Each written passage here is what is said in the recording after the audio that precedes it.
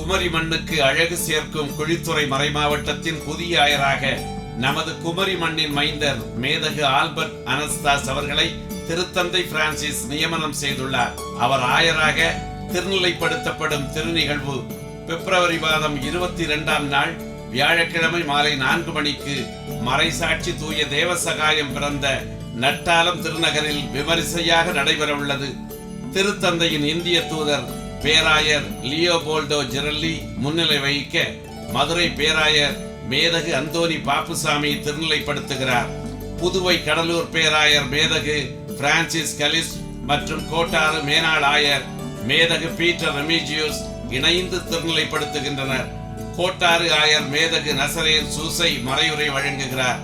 வரலாற்று சிறப்புமிக்க இந்த இனிய விழாவில் பேராயர்கள், ஆயர்கள், அருள் பணியாளர்கள், இருபால் துறவியர், அரசியல் பிரமுகர்கள், பல்சமய பெரியோர்கள் மற்றும் இறைமக்கள் கலந்து கொண்டு பெருமை சேர்க்கின்றனர்.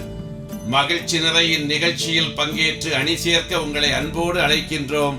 வாருங்கள்.